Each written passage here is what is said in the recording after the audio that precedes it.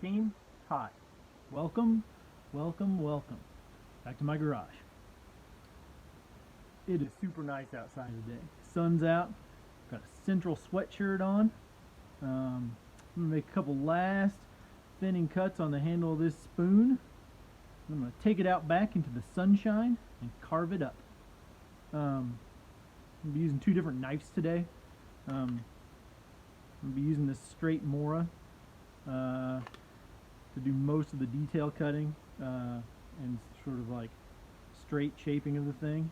And then I'm going to use this curved Mora to cut out the concavity of the bowl, right?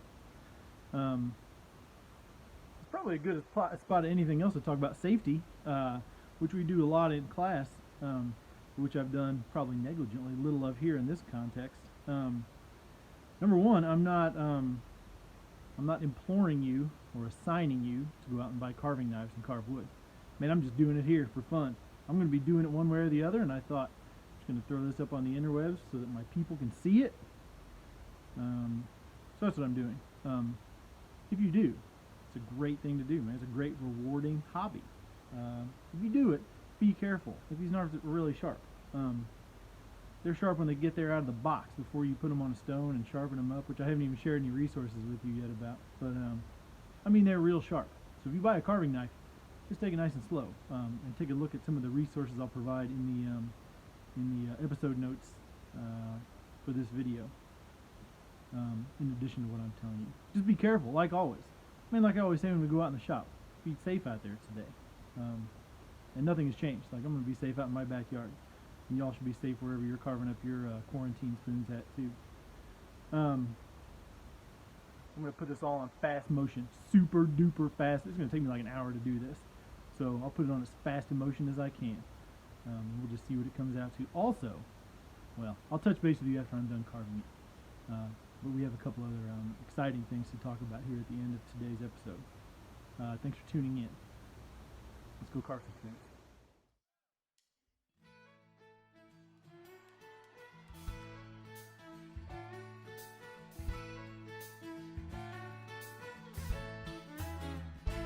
I've been working here, Monday it'll be a year, and I can't recall a day when I didn't want to disappear, but I keep on showing up, helping on growing up, if it takes a lifetime,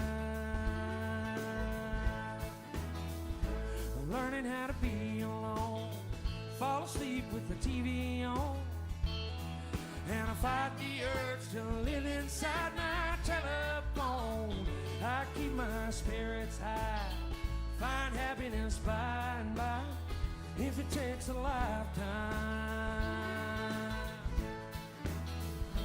And I got too far from my raising, I forgot where I come from, and the line between right and wrong was so fine. Well, I thought the highway loved me, but she beat me like a drum. My day will come if it takes a lifetime.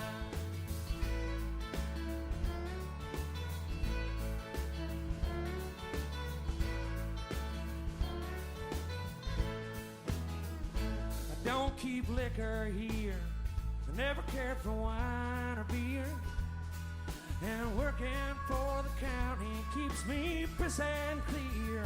Well, the nights are dry as dust, and I'm letting my eyes adjust, if it takes a lifetime. Well, I got too far from my raising, I forgot where I come from, and the line between right and wrong was so fine.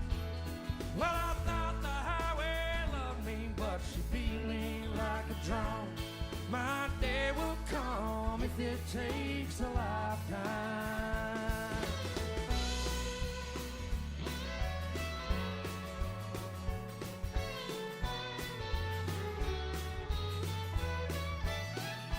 Man is the product of all the people that he ever loved, and it don't make a difference how it ended up.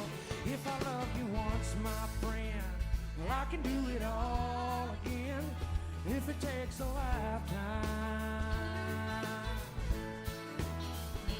We got too far from our raising and we fought till we went numb. You were running up a mountain in your own mind.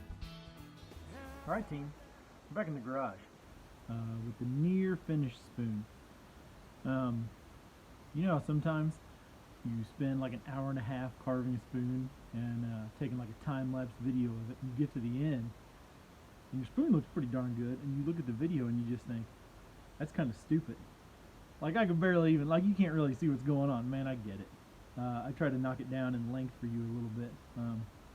But anyway, that was me sitting in the sun and carving a spoon. Again, I am not, man, this is not a tutorial video on how to carve a spoon. I'll put a couple great resources in the show notes here, so you can see like who I look at, like when I'm learning how to do this, which I'm still learning how to do. And I should make that perfectly clear. Like this thing's fine. Like, this will work as a spoon, right? It will scoop things. And any number of people would probably enjoy having this spoon. I am not good at this. I mean, I'm not. This thing is not, like, this thing does not go on eBay, right? Like, I mean, it's cool. Like, I made it, right? It used to be a stick, now it's a spoon, which is kind of sweet for me, personally. But I'm by no means good at this yet. But I'm getting better. I mean, it's like making your hooks on the forge, right? Like, first couple kind of suck, and then you get better and better and better. And that's what I'm doing here. So, I mean, this is, don't get me wrong, this is significantly better than the first half dozen I made. And it's not a bad way to spend a sunny day. But, again, I'm not a pro. I'll show you some people who are, if you get a kick out of this. It's kind of a funny thing I've gotten into, but it's what I did today. So, sharing it with you. Here's what happens next with this spoon. It goes in the paper bag for a couple days, and then I'll coat it with this, right now I'm running a mix of like half beeswax and half walnut oil that I heat and kind of mix together on a stove. So that, you know, I rub that on this spoon, and then I take something else, like another spoon or a piece of steel or something like that, and I like rub it, like rub the whole thing down, and that knocks the hard edges off of this thing. That's called to burnish something. Things end up being burnished naturally with like repeated contact. Think about like the handrails when you're in line waiting for the roller coaster at Six Flags, and how all those wooden rails are just like perfectly smooth, right? So things get naturally burnished over time. You can accelerate that by just sort of burnishing it yourself. That makes it nice and smooth and look pretty sweet with that wax finish on there. Anyway, so that's what's next for this spoon, and then I'm just going to give it to somebody. Or maybe it lives by my stove. Haven't decided yet. I've entitled these things Confessions of a Shop Teacher, and I realized that I haven't had any great confessions yet. Here's my confession for today. I eat a smoothie almost every day for lunch. Those of you who have asked me, like when you've gotten back from Taco Bell at lunchtime, where you're running your like 4 McChickens, and I ask you how your lunch was, and then you ask me what my lunch was, I'll tell you it's a smoothie, man. I have a smoothie almost every day. And in my smoothie, I like to put a couple teaspoons of chia seeds. And they're a great source of protein, dietary fiber.